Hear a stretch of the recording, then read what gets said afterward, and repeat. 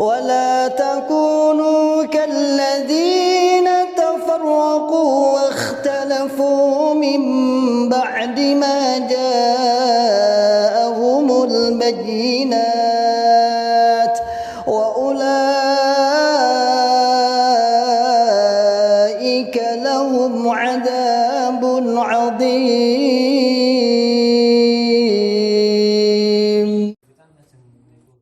Apa cerita? Oh iya, mengko nggih. Saiki. Ya wis saiki. Tentang bab jamaah ya. Sedikit mengulas bab jamaah. Kaitannya dengan masalah yang akhir-akhir ini kan banyak diserang ya para mubalik-mubalikot tentang masalah kejamaahan. Mereka menganggap jamaah kita di Indonesia ini tidak sah. Kemarin Mas Muslim sudah pernah saya jelaskan ya. Di sini kami ulas kembali.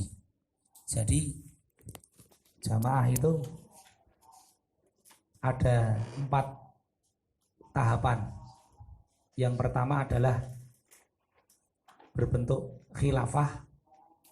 Yang kedua berbentuk bai'atu wilayah atau negara-negara Islam. Negara-negara Islam. Yang ketiga bai'atu syiriyah, yaitu jamaah yang berada di dalam negara yang bukan Islam. Yang keempat uzlah, itu tahapan-tahapan menetapi jamaah. Yang pertama khilafah, yang kedua bai'atu wilayah atau negara-negara Islam, yang ketiga bai'atu syiriyah atau jamaah di dalam negara yang bukan Islam, yang keempat uzlah, ketika tidak menjumpai jamaah. Sapi doli yang di sapi doli ora ono ning kene. Oh lagu ganjel jendela kabeh. Oh gaweane Mbak Jihan nih. Jaluk diperangi ketok e. Yang nyala. Sing iso. Nah, ini 4 tahapan ini semuanya juga mengacu pada perjalanan Islam, sejarah perjalanan Islam. Saya pernah membawakan materi ini ketika diberi amal soleh di Pekalongan itu 2,5 jam. Saya membahas tuntas masalah ini. Di samping menjawab pertanyaan-pertanyaan, di sini saya kasih sekilas mawon nih. Jadi 4 tahapan, 4 tingkatan mawon nih. 4 tingkatan jamaah. 1 khilafah. Khilafah itu Islam seluruh dunia dipimpin oleh 1 imam atau orang-orang menyebutnya Amir Allah. Kedua bai'atu wilayah atau negara Islam. Yang ketiga bai'atu syiriyah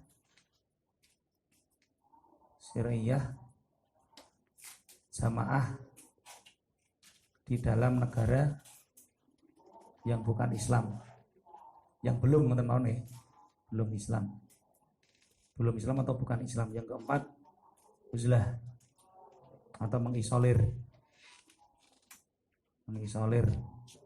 bila tidak ada jamaah.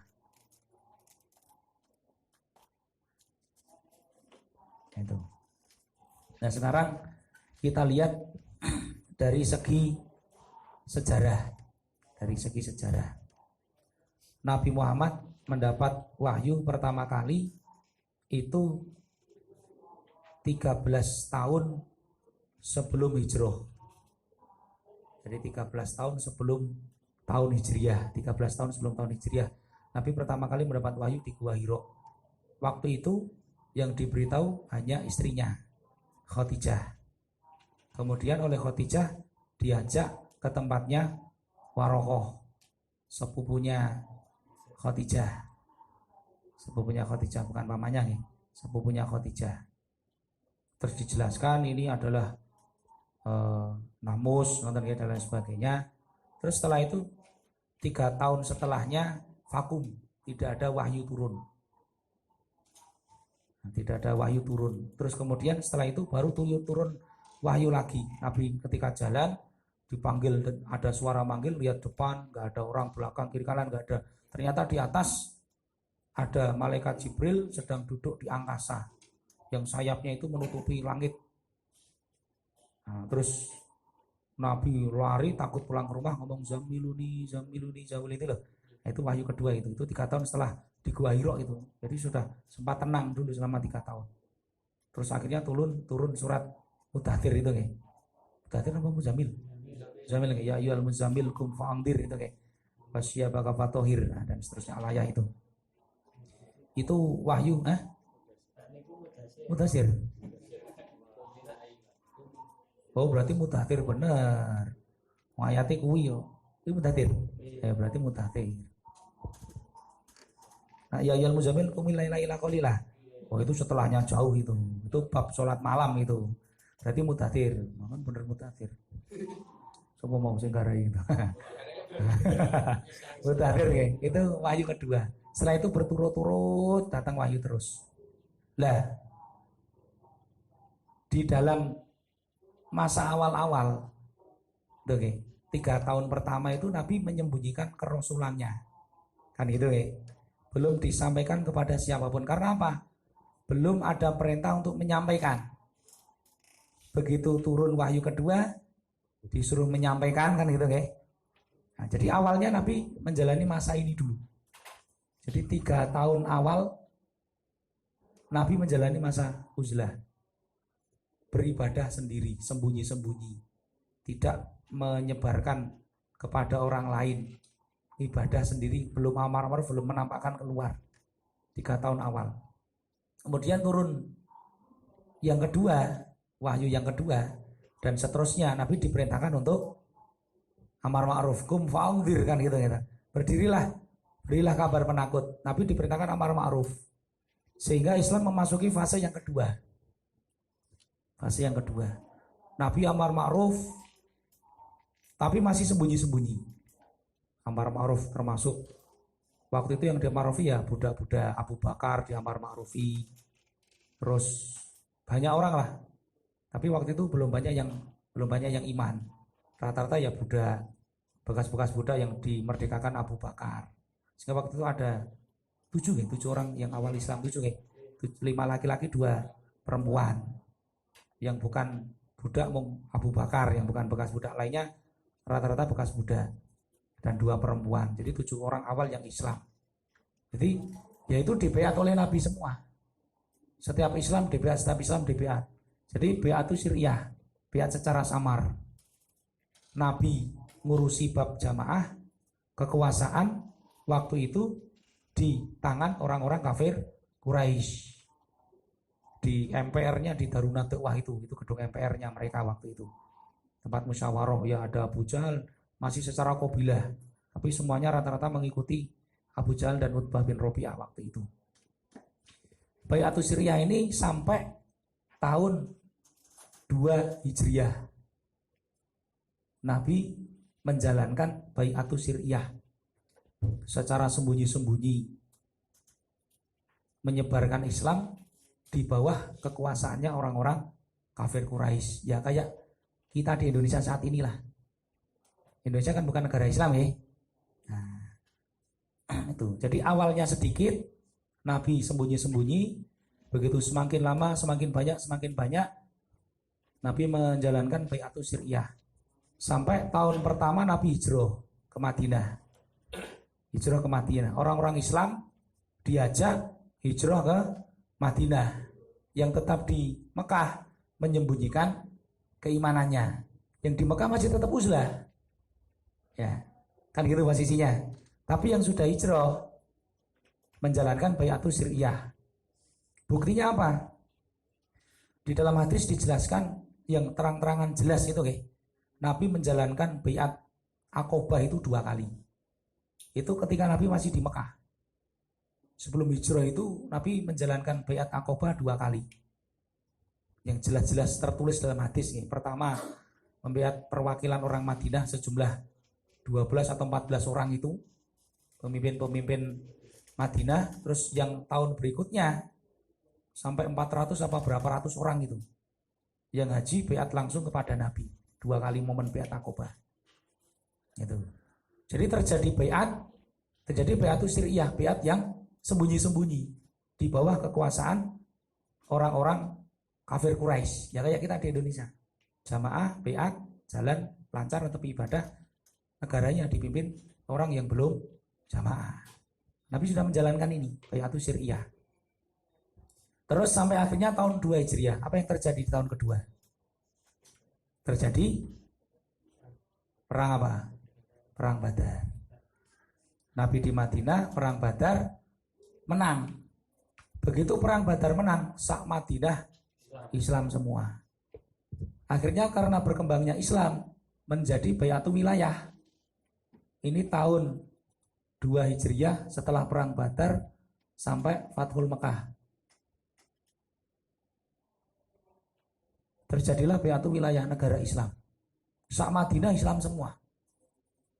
Termasuk mulai muncul munafik. Siapa? Abdullah bin Ubay bin Salul. Ini setelah perang Badar. Mau nggak mau dia harus gabung. Karena kalau tidak tersingkir dari Madinah. Maka dia memilih opsi jadi orang munafik. Yaitu semua orang yang di Madinah Islam. Dan kecuali Yahudi tetap mereka tidak Islam. Tapi yang bukan Yahudi, yang penyembah berhala itu langsung masuk Islam semua. Penduduk asli Madinah itu Islam semua. Sehingga Madinah menjadi negara Islam. Jadi karena perkembangan sampai Fathul Mekah. Akhirnya terus perang sampai terjadilah Fathul Mekah. Ketika Fathul Mekah terjadi, idza jaa nasrullahi wal fath wa ra'aitan nasa yadkhuluna fi dinillahi afwaja. Sak jazirah Arab Islam semua. Sak jazirah Arab itu banyak negara ada. Sak jazirah Arab Islam semua. Islam berkembang lagi jadi khilafah karena membawai banyak negara. Sampai Nabi wafat sudah berencana sampai terjadi perang Tabuk. Itu kan sudah ekspansi ke wilayahnya Rum itu.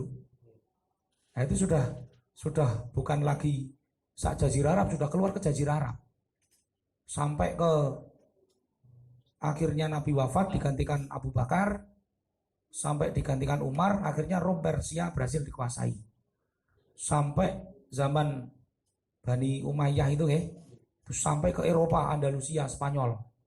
Sampai terakhir masa khilafah ini sekitar tahun 700 Hijriah. 700 sekian lah. Itu terakhir masa khilafah. Ketika Islam kalah di perang salib. Orang-orang Islam terusir dari wilayah Eropa, dari Cordoba. Waktu itu ketika kalah perang, orang-orang Islam yang di Eropa diberi 3 opsi. 1, murtad dari Islam menjadi orang Nasrani. 2, dibunuh. 3, disuruh pergi lewat laut dengan menggunakan perahu kecil tanpa diberi perbekalan. Jadi seperti kalau bunuh diri dari ibaratnya kongkon mati. Ya, ibaratnya mati apa Nasrani gitu. Opsinya begitu. Sampai akhirnya semua situs-situs Islam di Eropa, di Prancis, di Spanyol, dan di wilayah Rusia, hampir semuanya dihancurkan situs-situs Islam. Semuanya dihancurkan, sengaja dihilangkan situs-situs Islam itu. Nah, terus setelah itu kembali ke Jazirah Arab, terus mulai muncul negara-negara, akhirnya mundur lagi menjadi negara-negara Islam lagi sampai sekarang. Apalagi sejak ada PBB itu tahun berapa? Nek sing ngerti, sing sejarah. Sing sekolah-sekolah lho. Aku jurusanku IPA soalnya ya. Ora jurusan IPS. Jurusanku IPA jadi enggak begitu. Sering kuliah, Bro. Terima kasih loh. Aku main Jerman. Mau ketemu Adolf Hitler. Anggolnya kuburan nih. Oke. Apalagi sejak ada United Nation PBB itu yang mengkotak-kotakkan negara. Akhirnya ya mundur lagi jadi negara Islam. Jadi negara Islam ada Arab, ada Maroko, ada Syria, ada Mesir, ada Yaman, ada macam-macam itu. Mundur lagi jadi baiatu wilayah lagi, negara Islam lagi. Gitu. Jadi baiatu wilayah atau negara Islam lagi. Sehingga khilafah sejak itu belum ada lagi. Belum ada lagi. Dan nanti kalau dilihat dari sejarah, kapan terjadi lagi? Di akhir zaman kan nanti terjadi lagi tuh. Dipimpin Imam Mahdi tadi. Nah, itu jadi nanti bisa jadi khilafah lagi. Tapi kapan? Wallahu alam. Enggak ada yang tahu. Lah yang perlu kami sampaikan di sini adalah 4 tingkatan jamaah dari uzlah, bai'atu syariah, bai'atu wilayah khilafah. Ini ke atas. Itu adalah sebab perkembangan jamaah. Bukan tujuan.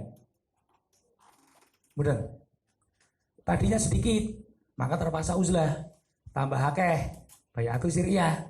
Tambah akeh meneh, bai'atu wilayah. Tambah akeh meneh, jadi khilafah. Jadi adanya bai'atu wilayah, adanya khilafah, ini adalah sebab dari berkembangnya Islam. Sebab dari berkembangnya jamaah. Karena orang jamaah semakin banyak, otomatis wilayahnya juga semakin luas. Wilayahnya juga semakin luas. Jadi khilafah itu atau negara Islam itu adalah akibat, bukan tujuan. Gambarannya seperti orang membuat meja. Saya buat meja. Begitu saya buat meja, otomatis karena saya membuat meja, akibatnya ada kolong meja. Karena saya buat meja, tujuan saya adalah membuat meja. Akibat yang terjadi karena saya membuat meja, ada kolong meja. Nah, kolong ini akibat. Samanya dengan jamaah. Jamaah ini tujuan. Tujuan kita adalah mendirikan jamaah, pengen masuk surga selamat dari neraka. Lah kok syukur-syukur berkembang sampai jadi negara Islam, sampai jadi khilafah, itu akibat dari perkembangan jamaah, akibat dari perkembangan Islam. Karena Islam berkembang mau nggak mau harus mendirikan negara. Karena berkembang mau nggak mau harus membentuk kekhalifahan. Karena jamaah itu fungsi utamanya adalah peramutan. Karena kalau tidak dibuat sistem, peramutan tidak akan bisa berjalan dengan baik. Itu yang perlu dipahami dulu.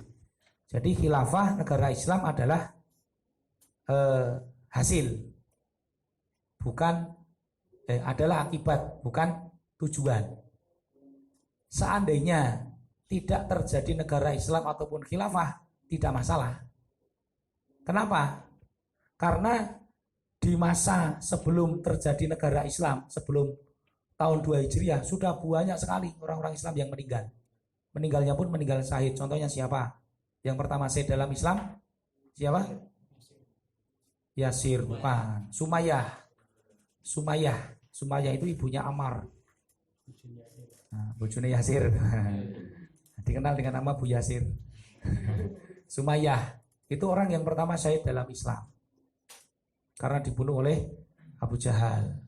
Setelah itu gak lama suaminya meninggal, si Yasir, dan banyak korban-korban yang lain yang mungkin tidak disebutkan. Seandainya syarat sahnya jamaah adalah harus punya negara, maka orang-orang yang mati sebelum tahun 2 Hijriah gak bisa masuk surga. Padahal Nabi menjelaskan Sumayyah, Ammar, 2 orang yang syahid pertama dalam Islam. Seandainya jamaah sah kalau berbentuk negara, kan yang diserahkan gitu kayak, wah jamaah di Indonesia nggak sah, penerasan nggak sah karena nggak punya wilayah, nggak punya tentara, dan nggak punya pasukan, karena nggak bisa menegakkan hukum Islam, berarti nggak sah. Ya berarti sebelum tahun 2 Hijriah Islam nggak sah berarti. Kan gitu tuh. Logikanya kan gitu. Berarti ini nggak sah. Orang yang mati di sini belum bisa masuk surga berarti. Berarti belum bisa masuk surga.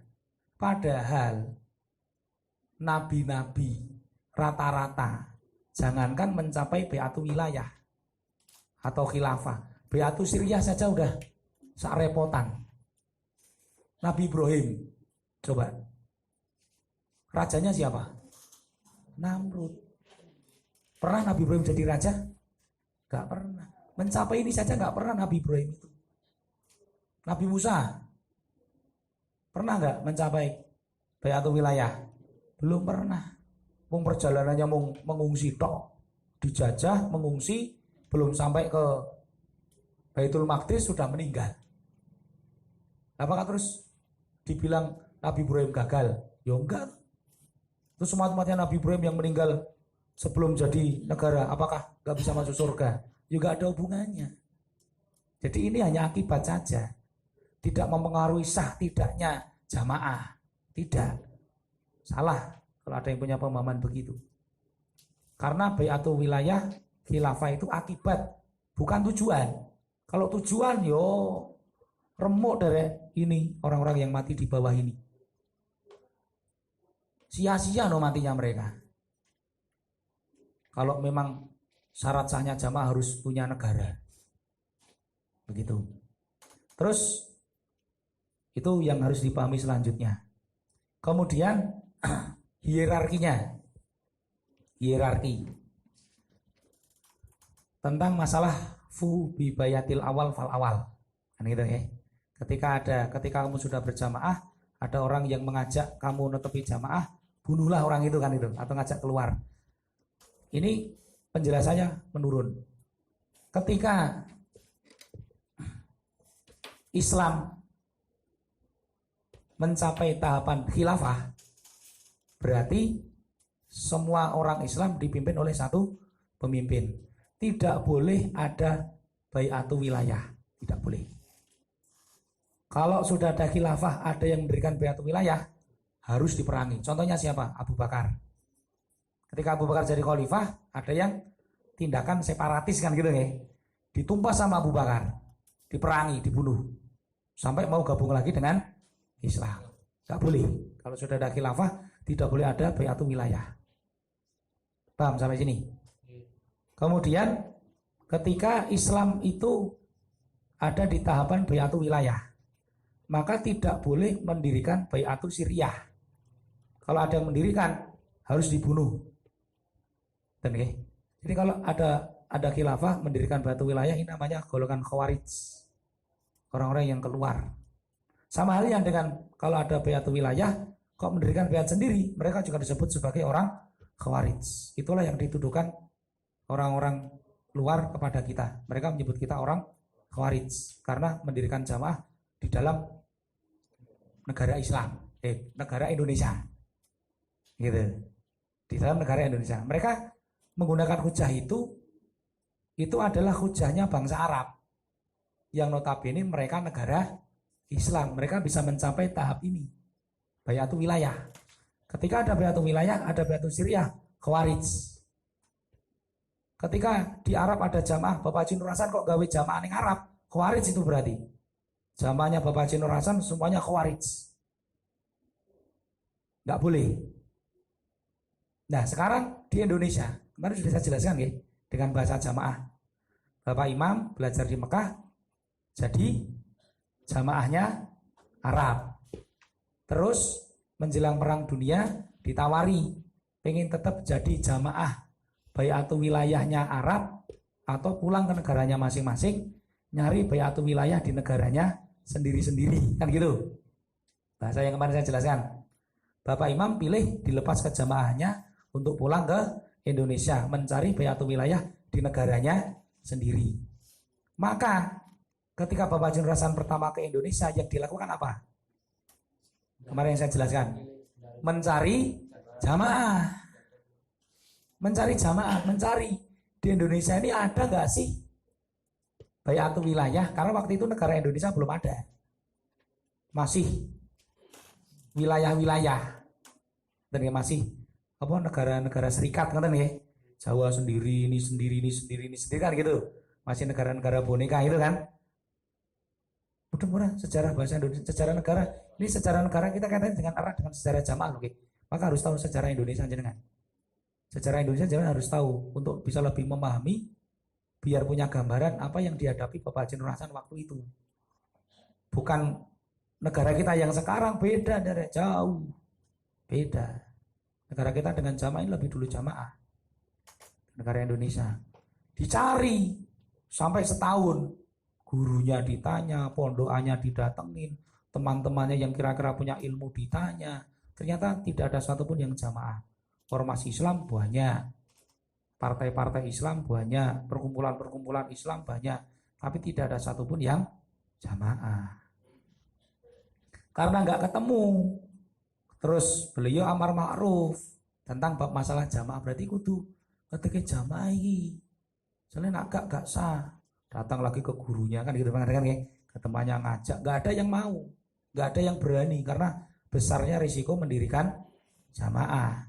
Mereka nggak berani keluar dari comfort zone mereka yang sudah mapan, punya pondok, punya murid, tinggal ngajar, kehidupan terjamin. Lo kok dadak babat alas meneh, mereka nggak berani ambil risiko itu, nggak berani. Walaupun mengakui kalau yang disampaikan Bapak Haji Nur Hasan adalah kebenaran, tapi mereka nggak berani. Amar ma'ruf nggak berhasil. Akhirnya apa? Beliau uzlah, mengisolir dirinya sendiri dengan Bapak Haji Nur Hasan Nawawi itu ya. Nah, selama beberapa masa terus dinasihati, karena jenengan uzlah, iya kita selamat lah. Terus saudara kita, keluarga kita, anak turun kita, teman-teman kita bagaimana Pak? Nah, terus dilihat dari sisi dalil juga. Layakilu lil thalathatin yakuruna bi falatin minal ard ila amaru alaihim ada. Waktu itu sudah ada 3 orang yang punya kefahaman jamaah, tapi belum mendirikan jamaah, masih uzlah semua. Nah, berdasar dari dalil itu berarti 3 orang sudah bisa memenuhi syarat ini. Soalnya kabeh diajak orang yang gelem, diajak yang punya pemahaman yang sama, tidak ada yang mau, tidak ada yang bisa, tidak ada yang mampu. Akhirnya terpaksa demi dalam rangka mengembangkan koordinasi jamaah, beliau menempuh jalur ini. Bai'atu Syariah, mendirikan bai'at di bawah negara yang penguasanya waktu itu masih penjajah, Jepang, negara Islam. Sampai merdeka lanjut menjadi negara Indonesia, bukan negara Islam ya. Nah, sampai lanjut menjadi negara Indonesia, beriringan. Negara Indonesia berkembang, jamaah juga ikut berkembang di dalamnya. Sengaja dipilih ini karena tujuannya adalah masuk surga, selamat dari neraka, bukan mendirikan negara. Beliau belajar dari teman-temannya yang berusaha mendirikan negara Islam. Seperti contohnya Kartosuwiryo. Itu kan ingin mendirikan negara Islam setelah merdeka, atau ingin memberontak, ingin separatis ditumpas. Ternyata metode itu nggak berhasil untuk mengembangkan jamaah.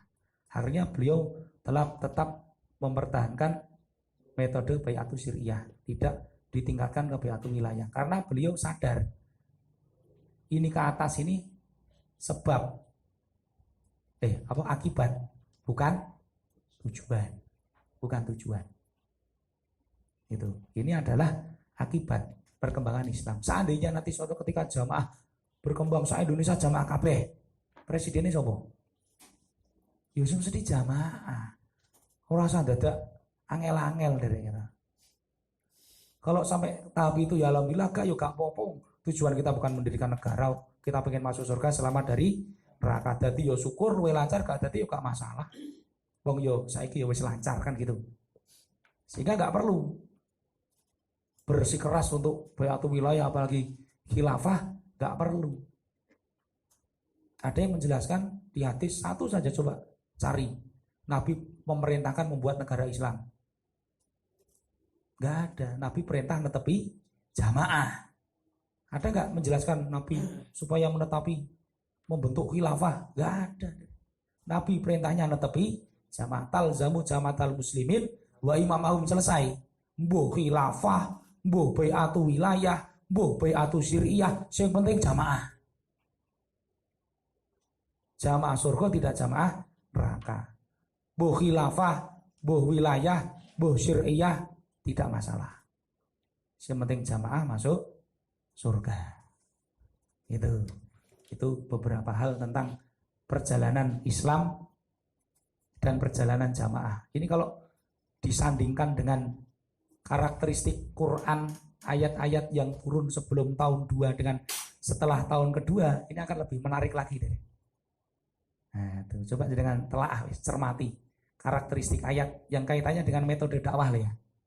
Yang kaitannya dengan metode dakwah yang turun di Mekah dan sebelum tahun kedua dengan yang turun di Madinah setelah tahun kedua, itu karakteristiknya berbeda. Sehingga nanti jangan bisa paham apa itu artinya mansuh, nasih, syaif. Jangan bisa paham kalau mengerti ini dan mengenali karakteristik ayat-ayat Al-Quran yang turun sebelum tahun kedua dan setelah tahun kedua Hijriah. Nanti jenengan pemahaman jenengan terhadap cerita Nabi akan lebih luas lagi, bisa memahami lebih mendalam lagi dan mencermati karakteristik ayat. Iki tiba iki. Ya, ini akan jenengan akan begitu dengan sendirinya. Akan terbuka wawasan-wawasan yang dulu mungkin belum terbuka, belum dibuka oleh Allah. Akan muncul banyak hikmah-hikmah, banyak hal-hal yang baru yang akan jenengan temui kalau jenengan memahami secara mendalam dan mencermati karakteristik ayat-ayat tadi. Dan jenengan nanti bisa menjelaskan, bukan sekedar mansuh, nasihnya, syaif, nggak akan begitu lagi nanti jenengan jelaskan. Jenengan bisa menjelaskan maksudnya apa itu mansuh, nasih, syaif itu apa, terus kaitannya dengan apa, terus dalam konteks yang bagaimana, apakah harus diterapkan seluruhnya atau harus bagaimana kita menyikapi di setiap masa, ini akan ketemu sendiri. Jangan mau menelaah. Sebagian kemarin pas asrama Al-Quran sudah saya jelaskan di Cah Pondok Bu. Wis ora mung buhura sementing tak jelas kisik ngoten nggih. Nah, itu secara bahasa sederhana mereka tentunya. Bukan bahasa yang susah dimengerti, bahasa yang sederhana yang kira-kira mereka ngerti. Paling tidak nerangin ning jamaah, oh kuwi to maksudnya mansuh, nasih, syafi maksudnya ngono kuwi to, paling tidak enggak ada. Soalnya zaman dulu saya sendiri ngaji, di hati saya timbul pertanyaan. Dan sekarang baru terjawab setelah memperdalam. Jadi pertanyaan-pertanyaan di kepala saya dulu semasa dulu saya belajar terjawab dengan sendirinya. Karena waktu itu saya tanya belum ada yang bisa jawab, tapi malah ketemu sendiri dengan terus menggali, terus mempelajari Quran dan hadis. Dan semakin diperdalam, semakin dicermati, semakin dihayati, semakin digabung-gabungkan, diuji materi dengan dikomparasikan dengan ayat-ayat dan hadis lain, nanti ketemu sendiri jawaban-jawabannya. Diberi pertanyaan-pertanyaan di pikiran dia akan ketemu sendiri. Penasaran-penasaran dia akan terobati dengan sendiri, dan itu lebih terarah karena terjawab dengan ilmu mangkul, dengan hikmah yang Allah berikan kepada kita, sehingga harapannya jauh dari kesesatan, jauh dari ro'yu, jauh dari hal-hal yang bisa merusak kita sendiri dari dalam. Insya Allah itu sedikit, jadi masih banyak, tapi insya Allah semene dicerna sih, jadi kan bisa memahami ini masih hebat gitu. Nah, sudah bisa memahami ini sudah bagus, sudah cukup untuk bekal membentengi diri jenengan dan para jamaah. Insya Allah sudah cukup ini. Alhamdulillah, jazakumullah khairan. Salam sekian, istirahat. Assalamualaikum warahmatullahi wabarakatuh. ولا تكونوا كالذين تفرقوا واختلفوا من بعد ما جاءهم